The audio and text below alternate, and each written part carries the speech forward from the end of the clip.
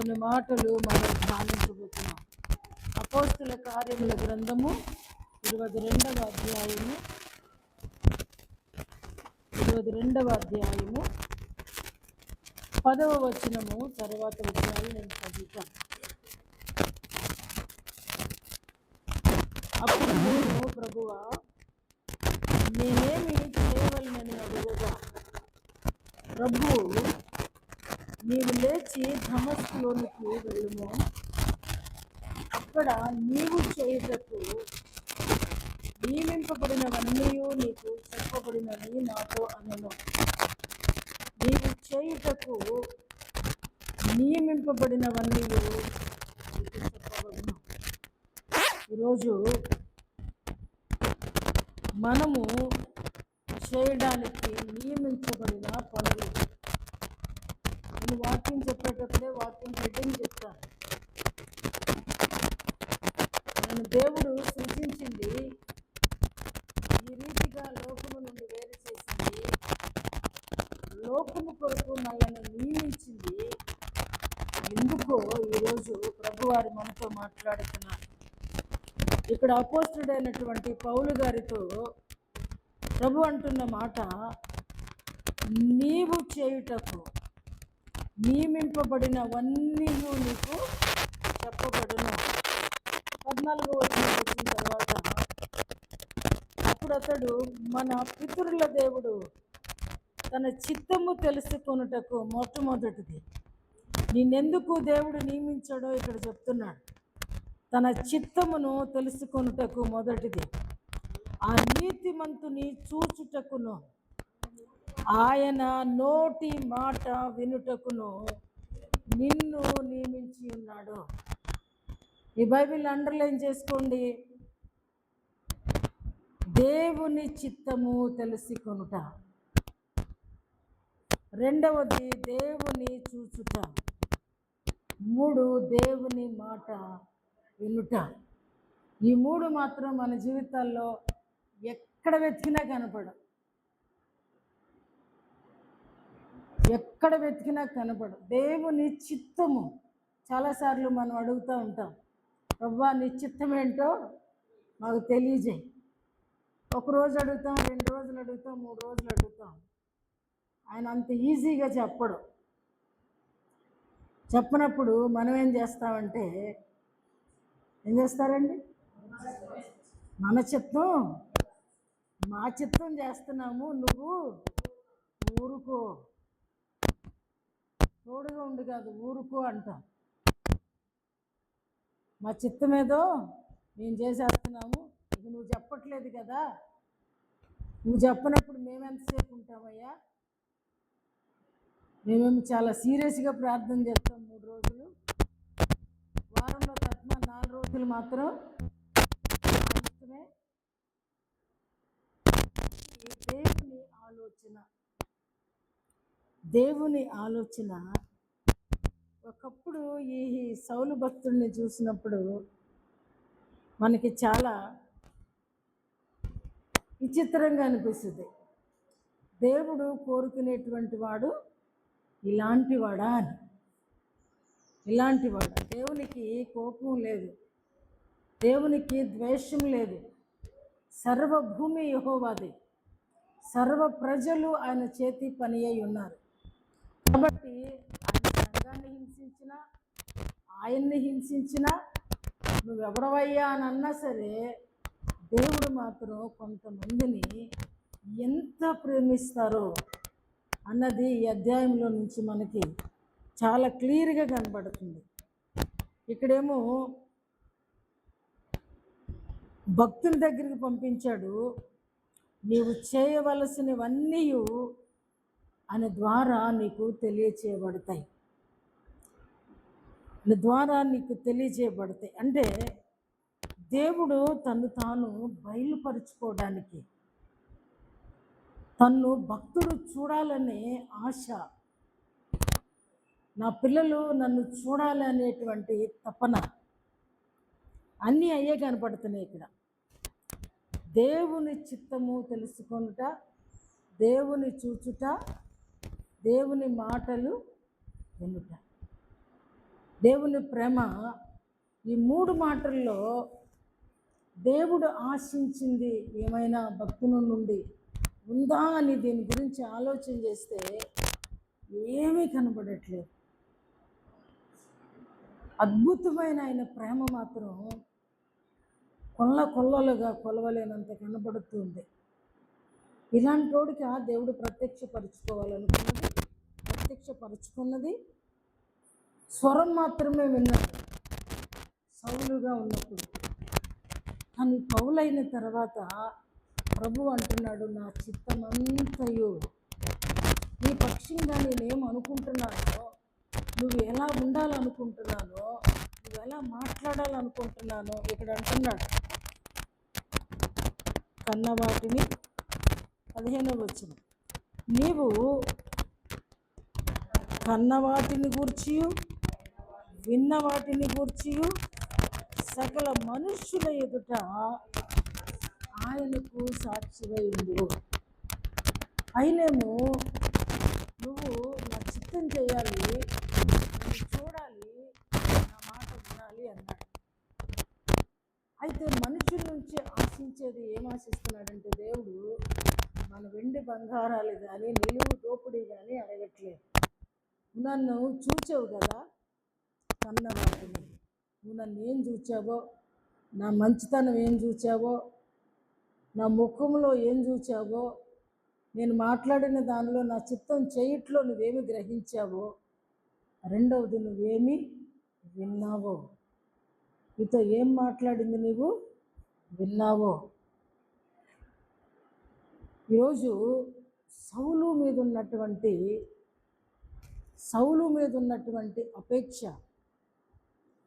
ప్రతి భక్తుని మీద ఉంది అనేది ఖచ్చితంగా ఈ వాక్యం మనతో మాట్లాడుతూ ఉంటే నిజంగా రిసీవ్ చేసుకో వాక్యాన్ని.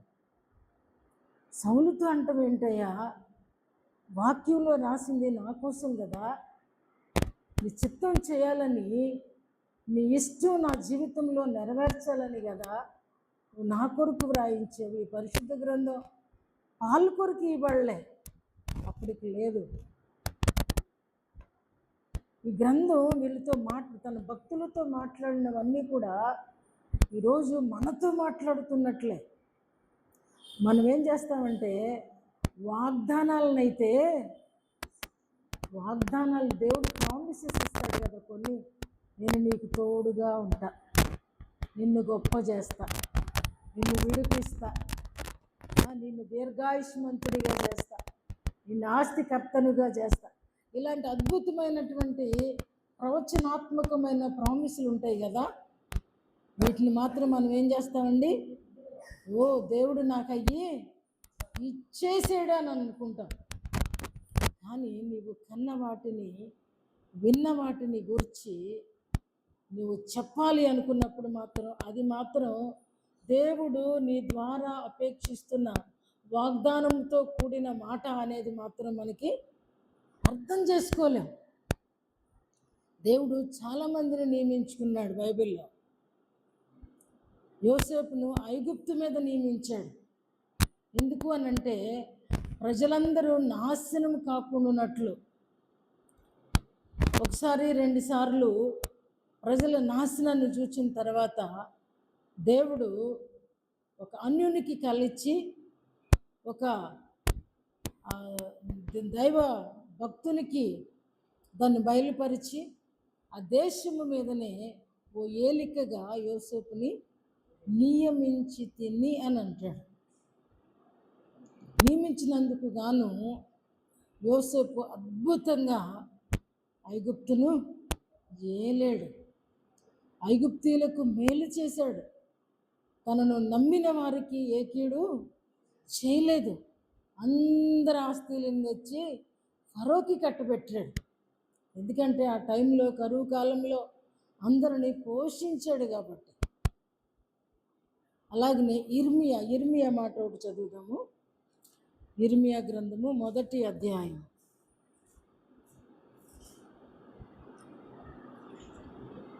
మొదటి అధ్యాయం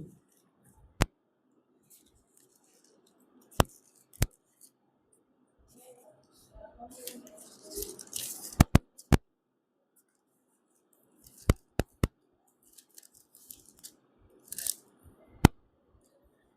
వచనం. ఇదిగో ఇదిగో నేను నీ నోట నా మాటలు ఉంచి ఉన్నాను, పెళ్ళగించుటకును, విరుగగొట్టుటకును, నశింపజేయుటకును, పడద్రోయుటకును, కట్టుటకును, నాటుటకును నేను ఈ దినమున జనముల మీదను రాజ్యముల మీదను నిన్ను నియమించి ఉన్నాను. అప్పుడు ఇర్మియా ఎలా ఉన్నాడండి? ఇటువంటి మాటలు మాట్లాడుతూ ఉన్నప్పుడు ఇర్మియా ఏ రీతిగా ఉన్నాడండి? బాలుడుగా ఉన్నాడండి. బాలుడుగా ఉన్నటువంటి భక్తునితో ప్రభు అంటున్న మాట, రాజ్యాలను పడగొడతాడట, జనముల మీదను రాజ్యముల మీదను, పెళ్ళగించుటకును, విరగొట్టుటకును, నశింపజేయుటకును, పడద్రోయుటకును, కట్టుటకును, ప్రతిదీ కూడా, ప్రతి ఆశీర్వాదం, ప్రతి శాపం ఎవరి చేతికి అప్పగించాడంటే బాలుడైన తను నమ్మిన తన భక్తుని చేతికి అప్పగించాడు. ఒక రాజ్యం కూలిపోవాలన్నా, ఓ రాజ్యం కట్టబడాలన్నా, ఓ వ్యక్తి కూలిపోవాలన్నా, ఒక వ్యక్తి నిలబెట్టబడాలన్నా దేవుడు ఇర్మియా నోటిలో తన మాటలు ఉంచాడు. ఆ మాటలు విన్నటువంటి ఇర్మియా అందరూ చూసినావే అతను చూడడు. అందరూ మాట్లాడినట్లుగా ఇర్మియా మాట్లాడాడు. కారణం ఏంటి అని అంటే ఆయన నియమించిన వాళ్ళలో ఆయన మాటలు నింపుతాడు. మన వ్యర్థమైన వ్యర్థం ఉండదు, వేస్ట్ మాటలు ఉండవు మన దగ్గర. మన నోరు డస్ట్బిన్ కాదండి. మన నాలుక అగ్ని చేత కాల్చబడినది. మనం ఇనుప కొలిమిలో పెట్టబడిన వారు, శోధించబడిన మీదట సువర్ణంగా మారగలిగిన వాడే భక్తుడు. ఈరోజు ఆయన నియామకంలో పనికిమాలోళ్ళు కూడా ఉన్నారు. ఫరో నియమించబడింది ఎందుకో తెలుసా? మోషే చేతిలో ఓడిపోవటానికి. హేరోదు నియమించింది ఎందుకో తెలిసిన? పురుగులు పడి దేవుని మహిమపరచడం రాకపోతే అదే గతి. దేవుడు నియమించిన వాళ్ళలో ఇంత అద్భుతంగా ఏమి కోరుకుంటున్నాడు? మనం అనుకుంటాము, మనం చెప్పేటప్పుడు చాలాసార్లు మనం కూడా చాలా రాజులైన యాజక సమూహం అని తల ఎగరేసి మరి కదా చెప్పుకుంటాం. కానీ ఈరోజు యాజకుడును, నేను కూడా రాజును అని చెప్పబడేటువంటి మన జీవితాలలో ఎన్ని మారులు ప్రభు చిత్తము మన జీవితంలో నెరవేరుస్తూ ఉంది. ఎన్ని మారులు, ఎన్ని పరిస్థితులకు, ఎవరెవరి విషయంలో మనం దేవుని చిత్తాన్ని నెరవేర్చే వారముగా ఉన్నాము. ఈరోజు ఆలోచన చేయవలసినటువంటి ప్రశ్న. రెండవది, మనల్ని సృజించిన మన సృష్టికర్త అంటున్న మాట, నన్ను చూచుటకు ఎన్ని మార్లు ప్రభువుని దర్శన రూపంలో చూచు. ఎన్ని మార్లు ఇక్కడ పౌలు చెప్తా ఉన్నాడు. చూడండి 17వ వచనంలో, అంతటా నేను యెరూషలేమునకు తిరిగి వచ్చి దేవాలయములో ప్రార్థన చేయుచుండగా పరవశుడనై ప్రభువును చూచుతిని. దేవుని ప్రణాళిక పౌలు జీవితంలో నెరవేర్చబడడం మనం ఇక్కడ చూస్తున్నాం. ఒకనొక సమయంలో ప్రభువును చూచిన సంగతి అతనికి తెలియని పరిస్థితులు, కానీ మరుసటి అధ్యాయానికి వచ్చేటప్పుడు అతను సాక్ష్యం ఇస్తూ ఉన్నాడు, నేను ప్రార్థన చేస్తూ ఉన్నప్పుడు ప్రభువును చూశాను. నిజంగా మన ప్రార్థన సారవంతంగా ఉందా? మన ప్రార్థన ప్రభువును చూచేదిగా ఉందా? మన ప్రార్థన అంటంగానే మనం చెప్పే మాట ఏమిటంటే ప్రభువుతో సంభాషణ అంటాం. ఇక్కడ పౌలు అంటున్నాడు, అరే సంభాషణ కాదురా, ప్రభువును చూచే ధన్యత కూడా దేవుడు ఇస్తాడు. జకర్యా దేవాలయంలో ధూపము వేస్తూ తన యాజక ధర్మాన్ని చేస్తూ ఉన్నప్పుడు దేవుని ప్రత్యక్షత ఆయన చూచాడు.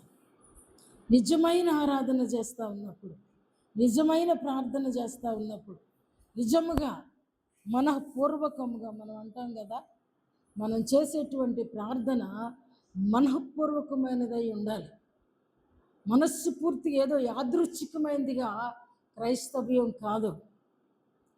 మనస్ఫూర్తిగా ప్రార్థన చేయాలి, మనస్ఫూర్తిగా దేవునికి ఇవ్వాలి, మనస్ఫూర్తిగా పాటలు పాడాలి. దీనినే పౌలే అన్నాడు, నేను ఆత్మతో పాడుదును, మనసుతోనూ పాడుదను. కొన్నిసార్లు ప్రభు ఆత్మ తాకినప్పుడు మనస్సుతో పాడు, ఆ తర్వాత దేవుని ఆత్మ కనెక్ట్ అయినప్పుడు పాడటం మొదలు పెట్టడంగానే దేవుని ఆత్మ కనెక్ట్ అయిపోడు. మనం దేవుళ్ళం కాదు. నువ్వు పాడుతూ పాడుతూ చేస్తూ చేస్తూ ఉన్నప్పుడు పరిశుద్ధాత్ముడు కనెక్ట్ అవుతాడు. కొంతమంది ప్రార్థన స్టార్ట్ చేయటమే ఈ అని ఏడుస్తూ ఉంటారు. అది పరిశుద్ధాత్ముని తాకిడి కాదు. పరిశుద్ధాత్ముడు తాకినప్పుడు ఉప్పొంగే ఏడుపు వస్తుంది, నిన్ను ఎవరు కంట్రోల్ చేయలేరు. దాన్ని ఆత్మానుసారమైన ప్రార్థన అంటాం. ఆత్మానుసారంగా పాడేటప్పుడు కూడా కళ్ళల్లో నీళ్లు గారుతూ ఉంటాయి. ఆత్మానుసారంగా ఆరాధన చేసేటప్పుడు కేకలేయు గట్టిగా, మీ నోరు ఆటోమేటిక్గా సైలెంట్ అయిపోద్ది. చాలామంది పరిశుద్ధాత్ముడు వచ్చినప్పుడు చాలా గట్టిగా కేకలు వేయడం, అది పరిశుద్ధాత్మని ప్రక్రియ అని అంటారు. అది చాలా గౌరవంతో కూడింది. పరిశుద్ధాత్ముడు మనకి కంట్రోలింగ్ పవర్ ఇస్తాడు. మనని చక్కగా ఊరికే ప్రజలందరికీ తెలిసిపోయేటట్లుగా చేయడు. ఒకవేళ తెలిసిపోయినా పర్లేదు, కానీ దేవుని ఆత్మ మనకి కనెక్ట్ అయినప్పుడు దైవ చిత్తము మనలో ప్రారంభించబడుతుంది. అప్పుడు దాకా కూడా నిజంగా దేవుని చిత్తం చేయాలని ఆశ ఉన్నప్పుడు నువ్వు ముందు నుంచే స్టార్ట్ చేయాలి. పని మొదలుపెట్టిన 3 రోజులకే జవాబు రాలేదనేది కాదు. ముందు నుంచే మీకు ఆలోచన ఉండాలి. దేవుని చిత్తం మన జీవితంలో ఖచ్చితంగా నెరవేర్పు కావాలి అన్నప్పుడు ఎన్ని సంవత్సరాలు వెయిట్ చేయాలన్నా సరే వెయిట్ చేయాల్సిందే. అంటే అన్ని సంవత్సరాలు దేవుడు తీసుకోడు అనేది ఇక్కడ వాక్యం చెప్తుంది. నిజంగా దేవుని దగ్గరకు వచ్చేవారు ఆయన ఉన్నాడని, ఆయన ఫలము దయచేవాడని నమ్మితే వెంటనే నువ్వు కార్యాన్ని చూస్తావు. వెంటనే కార్యాన్ని చూస్తావు. ఆ కార్యాన్ని చూడలేకపోతున్నాం, దేవుని చిత్తం తెలుసుకోలేకపోతున్నామంటే ప్రార్థన అనేది ప్రభు దగ్గరకు వెళ్ళడం లేదనేది. ఇక్కడ భక్తుడు ఆ 1 డే ప్రార్థన చేసినప్పుడు యాక్చువల్లీ 3 రోజులు ఆ యొక్క అననీయ దగ్గర ప్రార్థన చేశాడు. చూపు వచ్చిన తర్వాత ఈ అధ్యాయాన్ని సాక్ష్యంగా రాస్తా ఉన్నాడు, టెస్టిమనీ ఇస్తున్నాడు. నిజంగా మన జీవితంలో ప్రభువును చూచే ధన్యత. సరే, 3వ మాటకు వస్తే ప్రభు స్వరం మనం ఎన్నిసార్లు వినగలుగుతున్నాం? ప్రభు స్వరము మనం ఎన్నిసార్లు ప్రార్థన చేసిన ప్రతిసారి కూడా మాట్లాడాలి కదా. నువ్వు మాట్లాడుతూ చాలిస్తే దేవుడు మాట్లాడతాడు కదా. అంత సమయం మాకు ఎక్కడిదండి? మీరంటే ఖాళీగా కూర్చుంటారు, మీ వృత్తి అదే అంటారా? మరి యాజకుడు అని ఎలా చెప్పుకుంటాను, రాజు అని ఎలా చెప్పుకుంటున్నావు? అటు చెప్పుకోకూడదు. చెప్పుకోకూడదంటే చెప్పుకోకూడదు అంటున్నారు. అంతేగాని ప్రభు వాక్యం ప్రకారంగా నడుచుకుంటాం అనే దానికి ఆ మాట చెప్పట్లేదు. ఈ క్లాస్లో చిన్నపిల్లలాగా ఉన్నట్టుంది. రాజు అయిన యాజక సమూహం అని యేసు ప్రభు వారు చెప్పారు. ఆ మాట మన జీవితంలో నెరవేర్పు కావాలి అని అంటే ఇదిగో ఈ యొక్క సౌలు పౌలుగా మారిన తర్వాత ఆయన ప్రార్థన చేస్తూ ఉన్నాడట. చర్చిలోకి వెళ్ళి ప్రార్థన చేస్తూ ఉన్నాడట. ప్రార్థన చేస్తూ ఉన్నప్పుడు పరవశుడయ్యాడంట. నిజంగా ప్రార్థన చేస్తూ ఉన్నప్పుడు మనమే ఉంటున్నామా?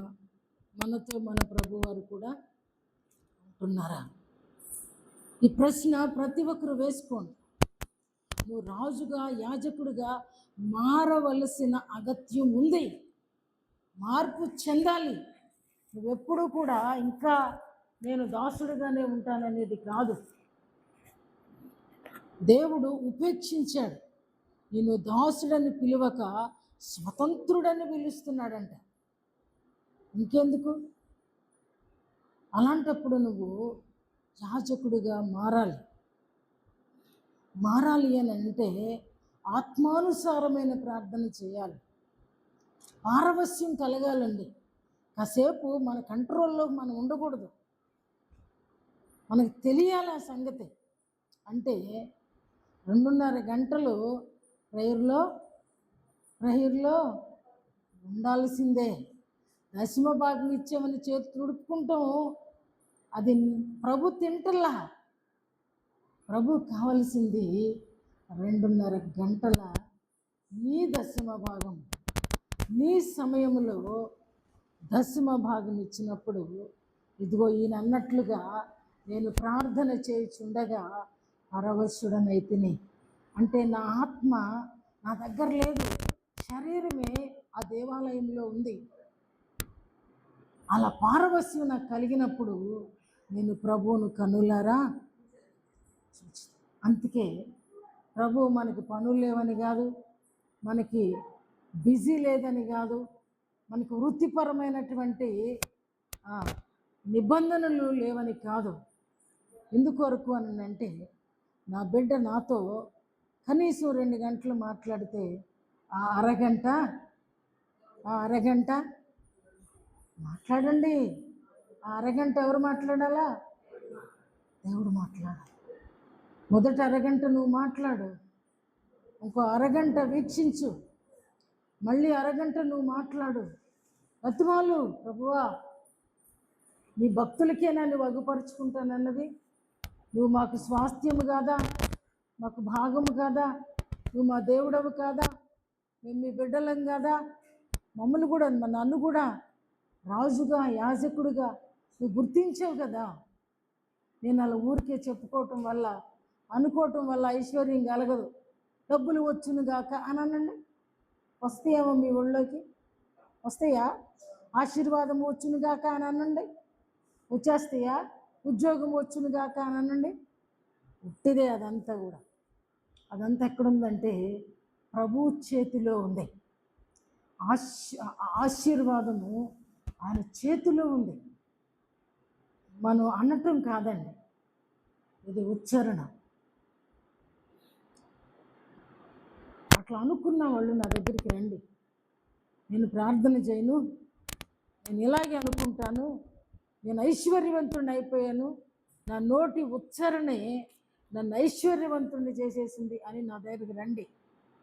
సంవత్సరాల కొలది మీరు ఎవరో రాస్తారు, కోటి రాస్తారు. ముందుది నేను చెప్పనులే, ఏమీ లేదు.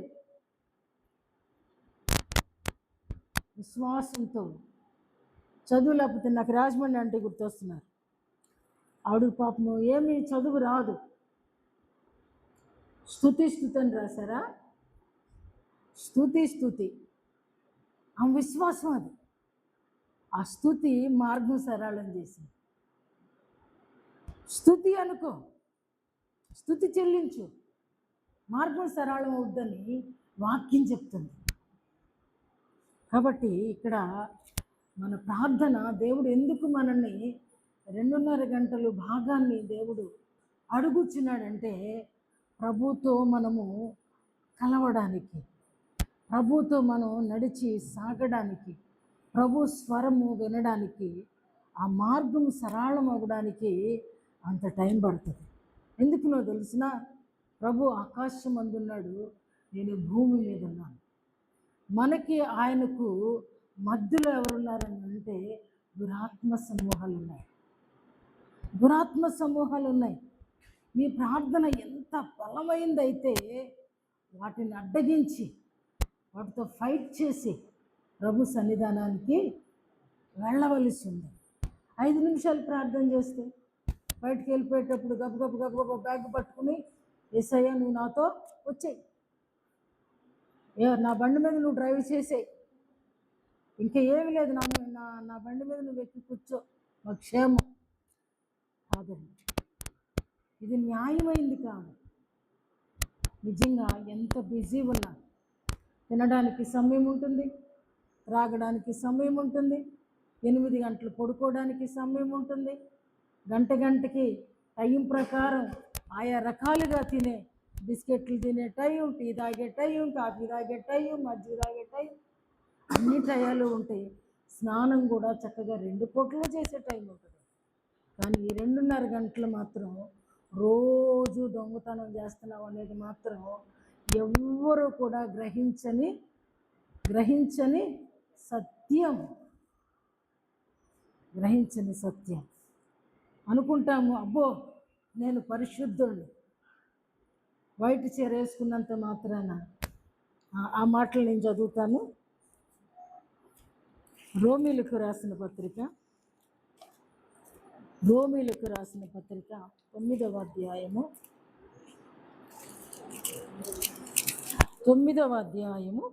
6వ వచనం.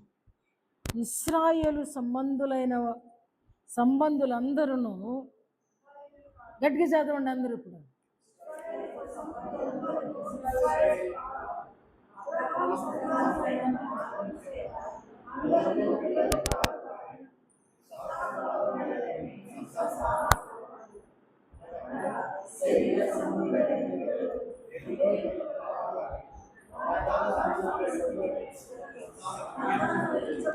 చాలు, అది చెప్పండి. ఇప్పుడు చెప్పండి, నాకు చెప్పండి, అందరు కలిపి చెప్పండి. ఇశ్రాయేలు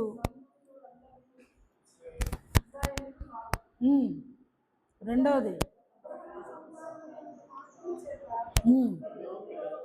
కారు 3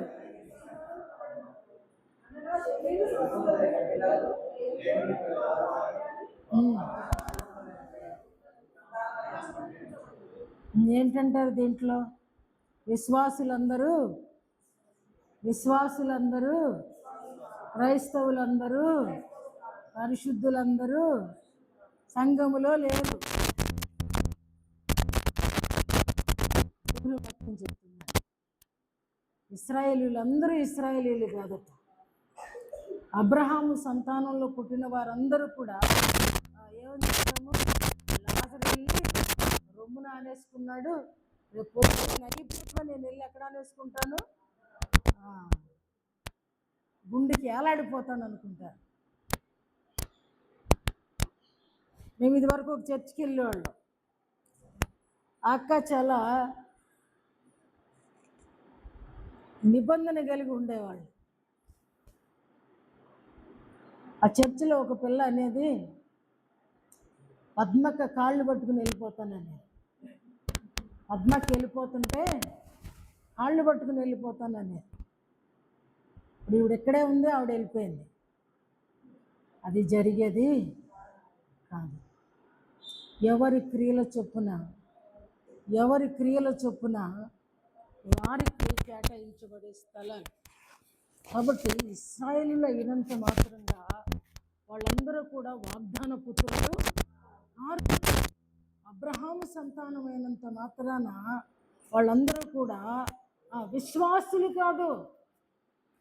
ఎవరైతే వాగ్దానము చేత ముద్రించబడతారో వారు మాత్రమే దేవుని వారసులు.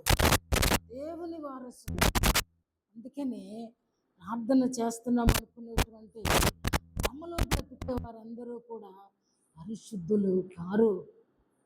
కొన్ని సంఘాలలో వైట్ బట్టలు వేసుకొని వెళ్ళడం చూస్తాం. అన్ని పరిశుద్ధులండి.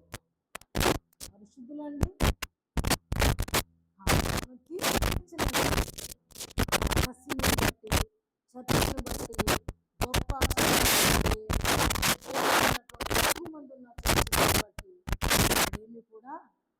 దాన్ని బట్టి తీర్పు లేదు.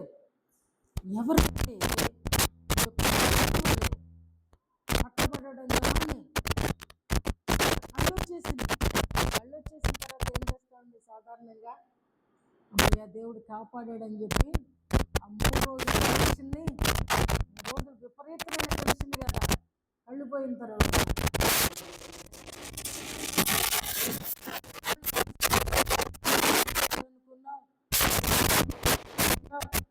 నేను కాస్త హింసించేసరికి నా కళ్ళని దెబ్బంట మూసేశాడు. ఈ రీతిగా నా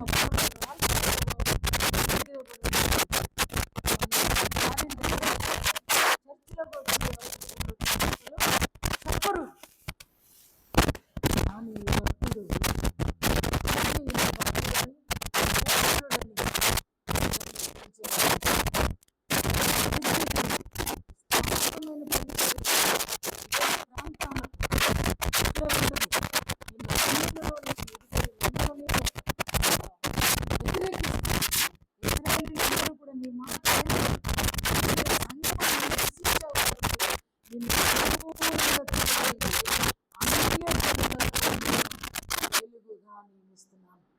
అందుకనే మొన్న అక్కడ జరిగేది విగ్రహారాధన. బయటకు వచ్చిన వాళ్ళని ఒక్కొక్కరిని తీసుకెళ్ళి వాళ్ళకి స్వార్థ పరిచర్య చేసే ధర్మాన్ని ఆయన ప్రభు చిత్తాన్ని ఆయన ఏది చూచాడో, ఏది విన్నాడో, ప్రభు చిత్తం ఏదో ఏది ఎరిగి తెలుసుకున్నాడో దానిని రూపకంలోనికి తెచ్చి ప్రతి సంఘానికి వెసులుబాటు లేని చోట ఉత్తరాలను రాస్తూ దినమంతా కూడా కష్టపడుతూ తన కష్టార్జితంతో బ్రతుకుచు సంఘం తిరిగి హింసిస్తూ ఉన్నప్పుడు ప్రభువుని స్తుతిస్తూ, అంతేనా ఏమండి? తిరిగి సంఘం చేసినోడికి చేసినంత, సమకూర్చుకున్నోడికి సమకూర్చుకున్నంత. ఈయన ఎలా సంఘాన్ని కొట్టాడో సంఘం వీళ్ళు కూడా చెక్కగొట్టేసింది.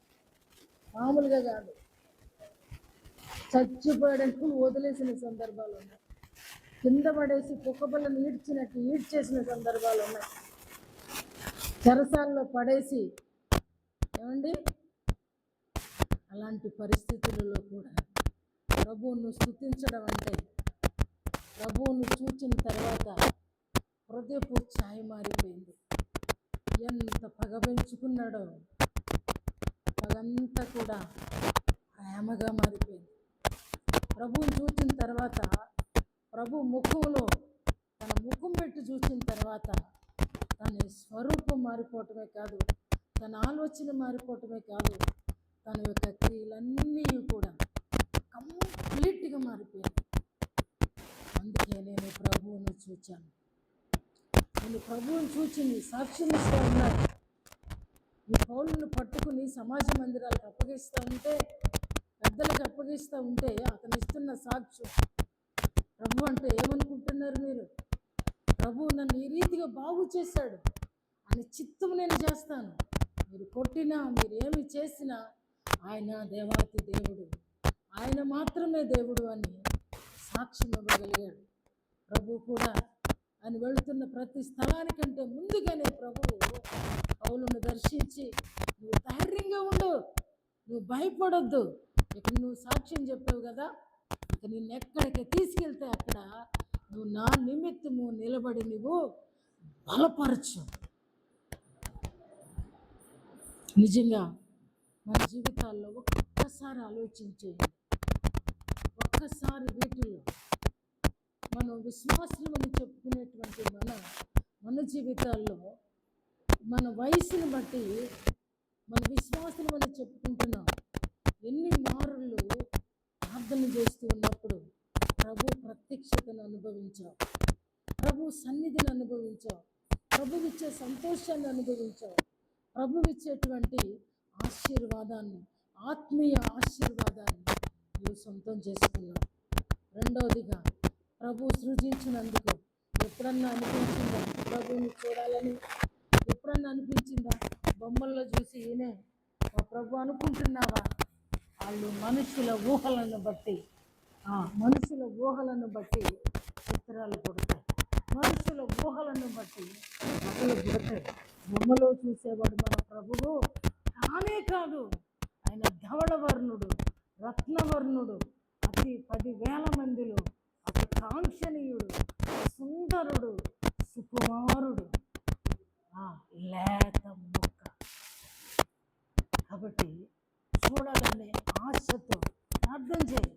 ఎప్పుడు కూడా అవసరతల కొరకు, అక్కర్ల కొరకు, నాకు అక్కడ నొప్పి తీసే, ఇక్కడ నొప్పి తీసే, ఈ రోగం తీసే, ఆ పిల్లని అట్ట చేయి, ఈ పిల్లని ఇట్లా చేయి, ఆ పిల్లని గొప్ప చేయి, ఈ పిల్లని గొప్ప చేయి, ఇంటి మీద ఇల్లే, కారు మీద కారి, ఇవన్నీ కూడా దిక్కుమాలిన ప్రార్థన అండి.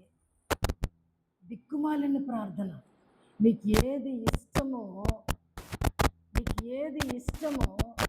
నేను చిన్న సాక్ష్యం చెప్తా. ఈ స్పెడ్స్కి వెళ్ళినప్పుడు 6,000 అన్నారు. వెనక్కి వెళ్ళింది నా బుర్ర, బాబోయ్ అని. ఈ లోపు వచ్చి ఆ టైంలో విశ్వాసం ఉన్నాడు. విశ్వాసం ఇంకా ఏదన్నా కలర్ఫుల్గా ఉన్నది చూపించి అది నచ్చుద్ది అంటాడని చూపిస్తే ఇదే అన్నాడు. మాట్లాడకుండా మరి ఆ పిల్లోడికి మాట ఇచ్చాను, సరే అని చెప్పి వచ్చేసిన కాడి నుంచి 6,000 కావాలని ప్రార్థన చేయటం మొదలెట్టాను. 6,000 కావాలి ప్రభు, నా స్పెడ్స్ 6,000 కావాలి. ఒకవేళ 6,000 ఇవ్వకపోతే ఏం చేయాలో అర్థం కాదు. అంటే దేవుడు ఆయన ఆలోచనలు వేరుగా ఉంటాయి, ఆయన ప్రణాళికలు వేరుగా ఉంటాయి. ఆయన పిల్లల కొరకు దాచించిన మేలు ఎంతో గొప్పది అని అంటే ఒక్కొక్కసారి చాలా ఆశ్చర్యంగా అనిపిస్తుంది. 6,000 దేవుని బిడ్డల ద్వారానే నాకు వచ్చినాయి. మా అబ్బాయి ఇస్తానన్నాడు, కానీ నేను ఆడికి అడగటానికి నాకు కొంచెం ఇగో ఎక్కువ కదా, అడగలా అండి. కానీ 6,000 రూపాయలు దేవుడు నాకు ఒక్క పైసా తక్కువ కాకుండా. నిజంగా నేను అనుకున్నాను అక్కడ మన ఊహల కన్నా, మన తలంపుల కన్నా ఆయన ఆలోచన మిన్న. ఆయన పిల్లల్ని ఎప్పుడు కూడా గొప్పగా చూడాలనుకుంటాడు. ఒక్కొక్కరిని చూసినప్పుడు చాలా సంతోషంగా అనిపిస్తుంది. నా ముఖ్యంగా బెల్లంపల్లి ప్రవీణ్ గారిని చూస్తే అది చాలా సంతోషంగా అనిపిస్తుంది. ఎందుకో తెలియదు, నేను ఎన్నడూ మాట్లాడలేదు, అప్పుడప్పుడు చిన్న చిన్న మెసేజ్లు వింటూ ఉంటాను. ఆయన డ్రెస్ వేసుకునే విధానం, ఆయన నడిచే విధానం గురించి నేను చెప్పట్లేదు. ఎవరి అలవాట్లు వాళ్ళది, ఎవరి నడిపింపు వాళ్ళది, దాని గురించి అనట్లేదు. ఆ తగ్గింపుల గురించి నేను అంటున్నాను. ఆయన ఎప్పుడు కూడా కాస్ట్లీగా బట్టలు వేసుకునే ఒకవేళ బ్రాండెడ్ అయ్యి ఉండొచ్చేమో, చూడడానికి మాత్రం ఏమాత్రం ఆడంబరం కనపడదు. మరొక సేవకులను చూస్తున్నప్పుడు యాక్టర్లకి చాలా దగ్గరగా ఉంటున్నారు. దగ్గరే కాదు, వాళ్ళకంటే వెళ్ళే యాక్టర్లుగా ఉంటున్నారు అనొచ్చు. ఆయనకి విస్తారమైనటువంటి సేవను దేవుడు ప్రవీణ్ గారికి ఇచ్చాడు. వేల కొలది బిడ్డలను ఆయనకి ఇచ్చాడు. ఆయన డ్రెస్ కోడ్లో ఏమాత్రం కూడా నేను చూసిన ప్రతిసారి కూడా ప్రభువుని మహిమపరుస్తాను. ఇక ఒకరి ఇద్దరిని చూసినప్పుడు ప్రభు వీళ్ళని క్షమించు అంటాడు. ఫైట్లు వేస్తున్నారు కదా అబ్బాయిలు కూడా, అమ్మాయిలకి ఏమో బయట కొంగుగా ఇస్తే అబ్బాయిలు ఏం చేస్తారండి, చున్నీలు వేస్తున్నారు. వేస్తారేట్లేదా, వాళ్ళు వేసినది చున్నీయే కదా, దాన్ని ఏమనాలి, ఒక పేరుందా చెప్పండి, ఏమైనా పేర్లు ఉన్నాయా, శరవాణి బొరవాణి ఏమైనా ఉన్నాయా? సేవకులు వేయడం అనేది చాలా దుఃఖకరం. ఇది విమర్శగా అంటలేదు, కానీ సేవకుడు అనబడే వాడులో ప్రభు కోరేది ఏంటి అని అంటే డ్రెస్ కోడ్ కాదండి, దేవుని చిత్తము. మనకు కూడా చెప్తున్నాడు దేవుడు, దేవుని చిత్తము వైపు మీ అడుగులు వేయండి, దేవుని చూడటం కొరకు ప్రార్థన చేయండి, దేవుని స్వరము వినాలని ఈ 3 అడిగినప్పుడు పరిచర్య ఆటోమేటిక్గా దేవుడు సాక్ష్యం చెప్పే ధన్యత దేవుడు ఇస్తాడు అంటున్నాడు. నేను చూచాను కాబట్టి నా ప్రభు ఎంత అద్భుతమైన వాడో నేను చెప్తున్నాను. నా ప్రభు స్వరం నేను విన్నాను కాబట్టి నా ప్రభుని గురించి ధైర్యంగా నేను సాక్ష్యం ఇస్తున్నాను. నిజంగా అలాంటి అనుభవాలు మనకి దేవుడు ఇస్తే మనకంటే ధన్యుడు ఎవరు లేరు. అలా ప్రార్థించు. నేటి నుంచి నీ ప్రార్థన ఈ మూడిటి కొరకు ప్రార్థన చేసినప్పుడు ఖచ్చితంగా మన అవసరతలు ముందే మన దేవునికి తెలుసు. మనకి తలంపు పుట్టక మునుపు ఎరిగిన దేవునికి ఏమండి, మన తలంపు పుట్టక మునుపే ఆయనకి తెలుసట. రేపు పొద్దున ఏం జరుగుద్దో ఆయనకి తెలుసు. ఎంత శ్రమల గుండా వెళితే అంత కృప విస్తరిస్తుంది. ఒకప్పుడు చెప్పాను కదా, ఒకప్పుడు ఏనాటి భోజనం అనలేను నేను, భోజనం అనలేను, వాసిపోయినటువంటి అన్నం. కానీ బిడ్డలు ఆరోగ్యం, వాసిపోయిన అన్నము ద్వారా ఆరోగ్యం.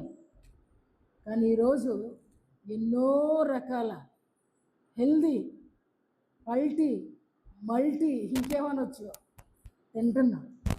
అయినప్పటికీ కూడా మనుషులలో ఏదో రోగం వచ్చేస్తుందనే భయము. అందుకనే గడిచిన దినాలు ఎంతో శ్రేష్టమైనవి. ఎంతో శ్రేష్టం. రానున్న దినాలు ఇందాక తను చదివించాడు. శ్రమలను గురించి కొన్ని వచనాలు. ఓరిమి కలిగి ఉండాలట. ఆ మాట నాకు చాలా ఇష్టం అండి. ఓరిమి కలిగి ఉండటం. హెబ్రీ పత్రికలో నుంచి చదివించాడు. ఆ మాట మరొక్కసారి చదవండి. 10వ అధ్యాయం 36వ వచనం. హెబ్రీ పత్రిక 10వ అధ్యాయము 36వ వచనం.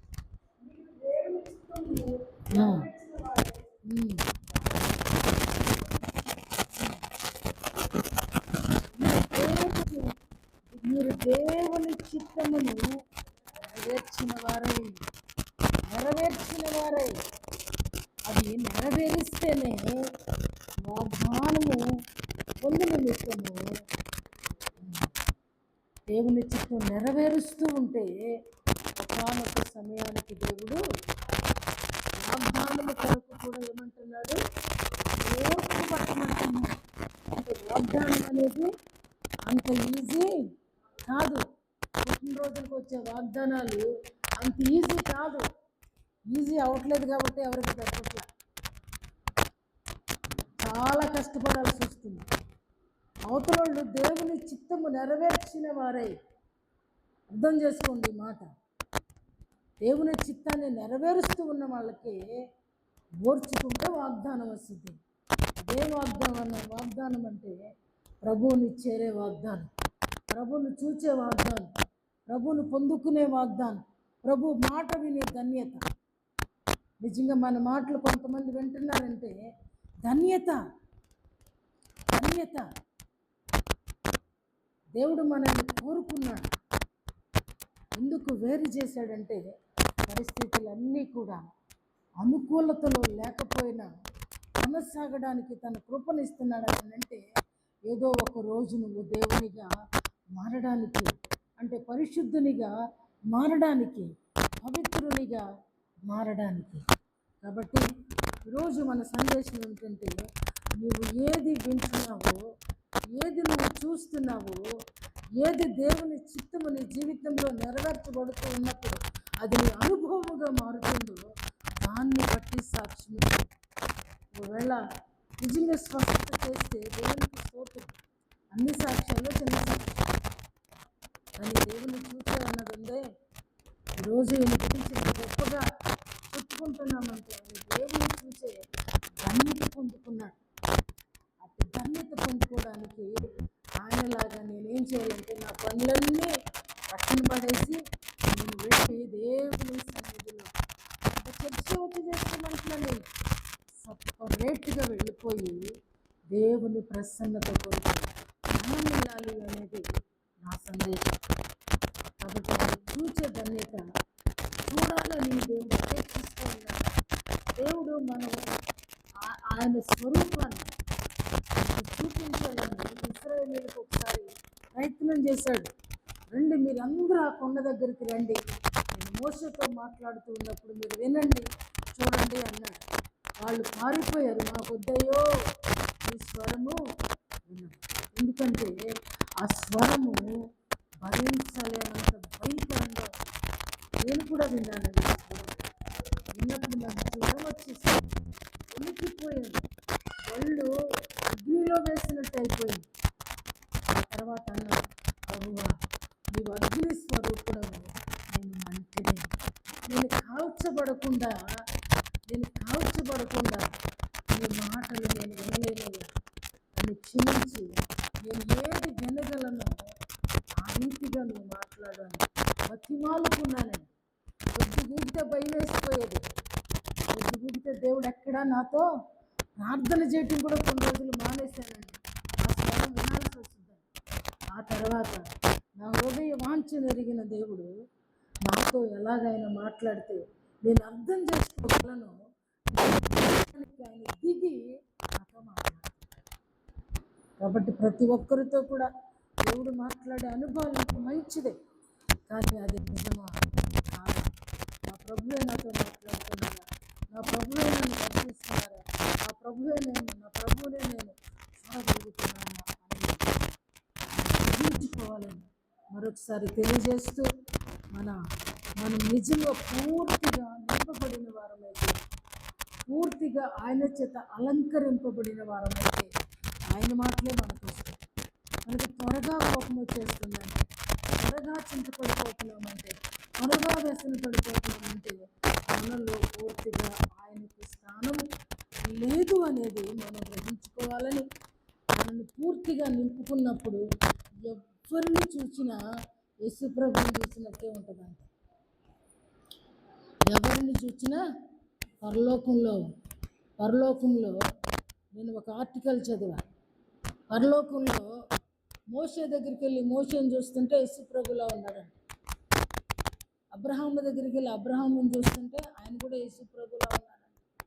రత్న వాళ్ళందరినీ చూస్తూ ఉంటే ఎవ్వరు ముఖంలో చూసినా యేసుప్రభు కనపడుతున్నారంట. సీక్రెట్ చెప్పనా? యేసుప్రభు తన మహిమతో ఎవరి మొహం వచ్చింది ఇప్పుడు? ఎవరి స్వరూపం అంది?